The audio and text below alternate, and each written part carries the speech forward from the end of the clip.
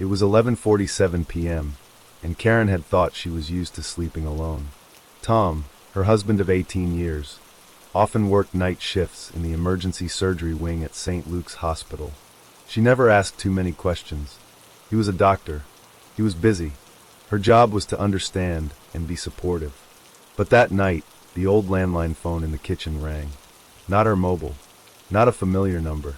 Karen was getting ready for bed, a cup of chamomile tea in hand, when she saw the screen flash private caller. Her heart skipped a beat. She picked up. A woman's voice. Young. A bit husky but urgent. "I'm sorry. I didn't think you'd answer. Is Tom there?" Karen froze. "Who is this?"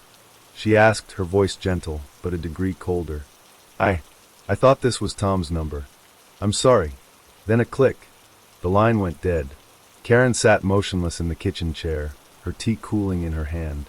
A simple mistake? Or not exactly a wrong number? The next morning, when Tom came home at 7:10 a.m. like always, carrying the scent of antiseptic and coffee from the hospital vending machine, Karen tried not to let anything show. She watched him more closely, tired eyes, but nothing unusual. Still Tom. But from that day on, she started listening more carefully, noticing the details she had always let slip by like tiny, unimportant crumbs. He no longer left his phone on the dining table. Messages came later, and he replied either too slowly or far too fast. His shift schedule had a few strange discrepancies compared to the hospital's public calendar. Karen's logic told her, he's a doctor. Flexible hours are normal. But her instincts disagreed. 3 days later, Karen did something a part of her had sworn she'd never do. She activated location sharing on Tom's phone while he was showering. No high-tech spyware, just iCloud location sharing. He hadn't changed his passcode, as if he trusted her completely. That made her feel even more guilty. On Friday night, Tom said he had a long surgery at the new surgical center on the east side of the city. Karen opened the map. Tom wasn't at that center. He was in a quiet suburban neighborhood, nowhere near any hospital. She sat in her car, engine running, hands trembling, cold wind slicing outside. She knew that place. A standalone apartment.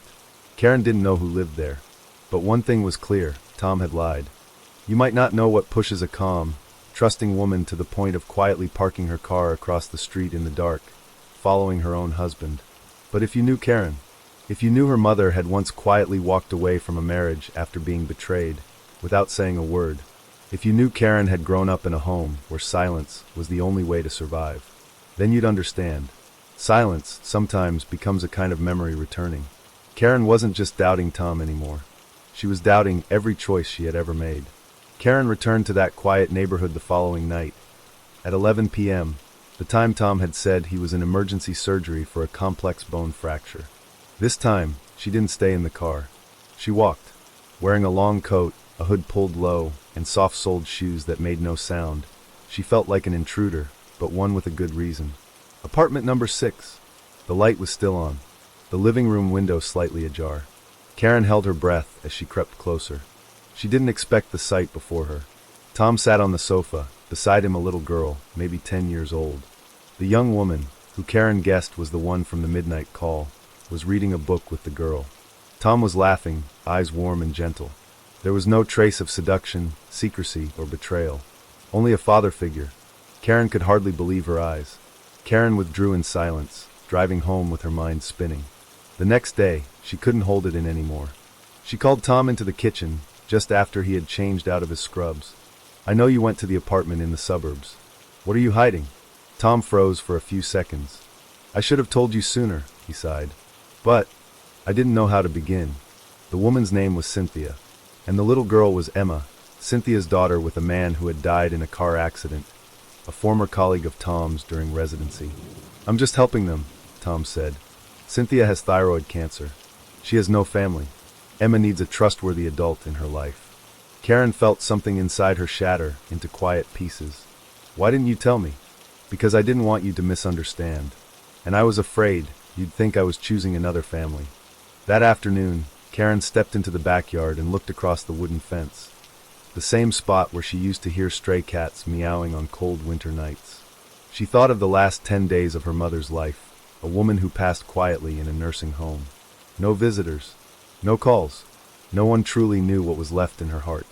Karen had once promised herself she wouldn't live a life like that, and yet now she had nearly stepped into the same cycle: silence, suspicion, fear.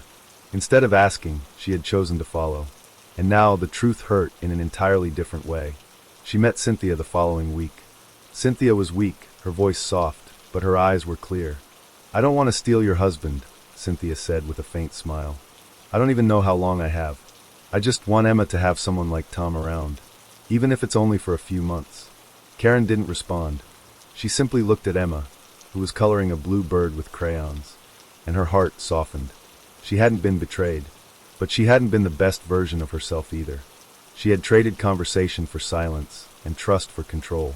The following month, Karen started leaving the house every night at 11 p.m., not to follow her husband, but to pick up Emma from her evening art class, a class Karen had enrolled her in.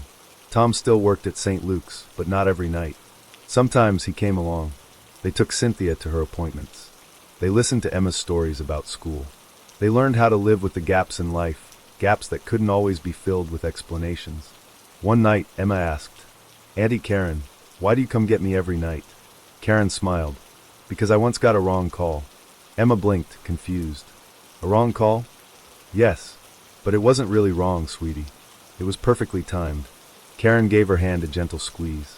"And you, the one hearing this story, might feel a little warmth settle in your chest.